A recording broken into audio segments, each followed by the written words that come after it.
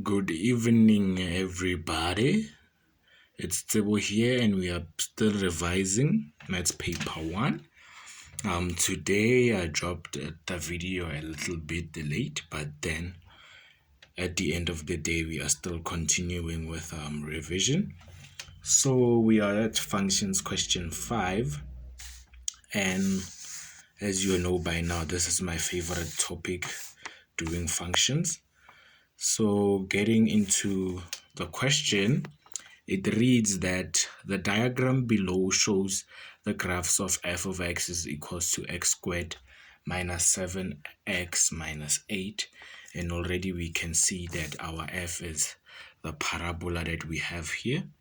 And g of x is equals to mx plus c. That's our straight line graph or linear function. They continue to say that P and R are the x-intercepts of f, okay? And V is the x-intercept of G, okay? We noted that. S is the turning point of f. That's actually important, so I'll just, note it down here that S is the turning point, right? And then they say that F and G intersect on the y-axis at Q and also at T, which is 9 and 0. Wherever two graphs intersect, that's where we have simultaneous equation if we are required, to calculate the points and stuff like that. So starting with 5.1, it wants us to write down the coordinates of G for 1 mark, just for 1 point. Coordinates of Q, I mean. So if we can see Q now is the y-intercept for F and G as well. And since we have our graph here of our parabola, the equation which is x squared minus 7x and minus 8, we already know that the constant term on our equation is always our y-intercept. And so already our answer there will have Q is 0 and negative 8. So you can just, if you are asking why, let's just put an example here that if we are looking for the y-intercept, you will have to let x be 0, right? So x must be 0 if you are looking for your y-intercept. Okay, let's go to F. Wherever we have x, we put a 0. So we'll have 0 squared minus 7 times 0 minus 8. The 0 squared will give us 0. The 7 times 0 will give us 0, and we'll be left with negative 8. So already we were told that Q is the point of intersection for both graphs, and it's the y-intercept for both of them. So that's how we know that Q is 0 and 8. And another tip that I'd like to give you guys is that as soon as you put your answer, just write it on your question paper. The question paper is your resource, so feel free to write and do everything. That will help you, right? So moving on to 5.2, they say determine the equation of G. And 5.2, the equation of G now was given in the form of G of x is equals to mx plus c. But what we have already figured out is that G of x is equals to mx minus 8, knowing that the negative 8 is our y-intercept for the graph of G, right? And the only thing that is left for us to get is the m, which represents the gradient. And by the looks of this graph, it's looking the way the linear function is looking is going something like this. So that means whatever value that we get for our gradient or for m must be a positive number. So for us to find m, we just need to substitute a point that is on the graph of G. And already we can see that the point that we can substitute now is t, right? Which is 9 and 10. So what we do from now here, we just show that we must substitute the point of t, which is 9 and 10. Then, don't mind my handwriting, but then, we substitute 10 is equals to 9m minus 8, right? Then, if we are looking for 9m, we'll have 10 plus 8 this side, and we'll have 18 is equals to 9m. This is just, pure algebra solving equations. Then from here, we just divide both sides by 9 so that we can isolate m, and 18 divided by 9 will just give us 2. And 2 is a positive number, so it does show us, it's an indication to us that we are accurate, right? So therefore, my value for G now will be, my equation of G will be G of x is equals to 2x minus 8. And then score yourself 3 marks with that nice question. Then moving on to 5.3, it just simply says, write down the equation of f in the form y is equals to a x plus p all squared plus q. So this is another way that we can write the equation of a parabola, and it's called the turning point equation, right? What we were given is that f of x is equals to x squared minus 7x minus 8. And this is just called the standard form. This is the normal form, right, of writing a parabola or a quadratic equation. So for us to move from here, from the standard form to the turning point form, which is in the form of y is equals to a x plus p all squared plus q, we have to do what is called completing the square, which is pretty easy.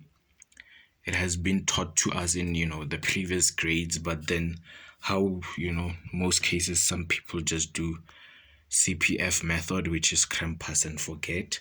So if you've forgotten, no worries. Tsebo's Tutoring Academy, we are here to plug you, with the necessary information so that you can, get your good marks in mathematics.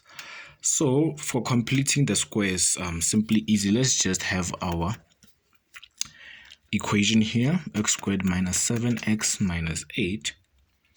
So we'll just have to equate it to 0 so that it makes sense. For it to make sense, we'll equate it to 0. It always has to.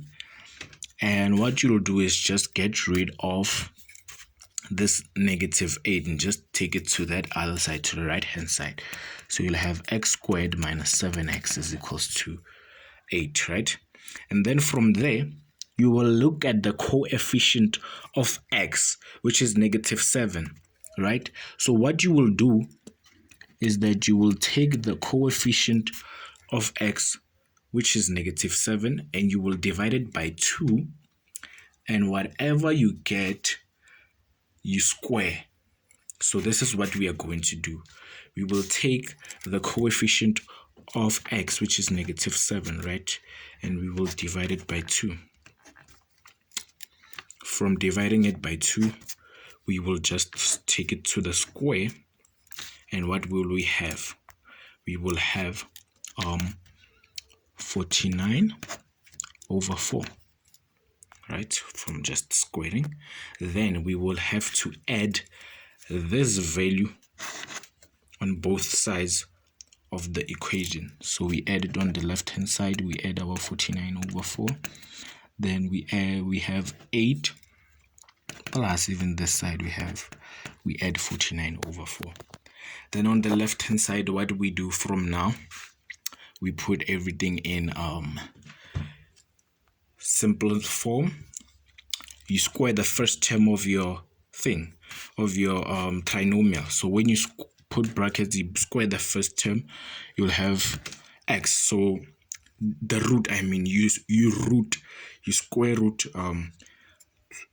x squared, and then you will have x, right? Then you keep the sign of the coefficient of x, which is negative. Then you also square root your last term. So the square root of 49 over 4 is just 7 over 2, right? We'll have 7 over 2, and we put it to the square. This is now what we have here is a perfect trinomial. This here is a perfect trinomial. So the process of dividing by 2 and squaring helped us to get the perfect trinomial, right? Then we will have this to be equals to, let me quickly punch this in my calculator. So I'll have 8 plus 49 over 4, right? Which gives me 81 over 4. Then from having 81 over 4 on the right hand side, I just have to bring it back to the other side, right? Then I will have now as my final answer x minus 7 over 2 all squared minus 81 over 4, and this is equal to my f of x. And then you might be wondering that what happened to the value of a, because we have an a here. So this a basically goes in term with the a that you have on your standard form equation, and in this case our a is 1. So even here our a will be 1, which is why I never really spoke about it, because 1 doesn't really have an effect when you are multiplying it, right? So this is your equation in standard form. Let's move on to the next question. And what it says is that hence or otherwise. So as soon as you hear these words, hence or otherwise, just know that whatever answer you got from the previous question, you are required to use it to be able to answer the question that is being asked now, right? So that is just that. So if you struggled with the previous question, you are still going to struggle again on the question that you're working on now. And what it says is that you must determine the coordinates of f, which is the turning point. The coordinates of s, which is the turning point of f, right? Yes. So as we said, that this method of writing from the standard equation to what we wrote here is called the turning point form. And it's actually called the turning point form because you find the coordinates of your turning point within the equation, right? Let's just attempt it. And please guys follow us on Instagram at Tsebo's Tutoring Academy if you are looking for study motivation and everything to do with academics. Just follow us there, like, and all those things. Okay, 5.4. It's easy to get the coordinates now of your turning point. You take your value for p. Here you take your value for p. The value of p now, the value of p on your equation is the x coordinate, right? It's the x coordinate of your turning point. And then the value for q is your y coordinate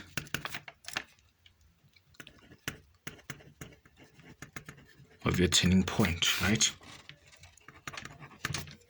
Yes, then from there,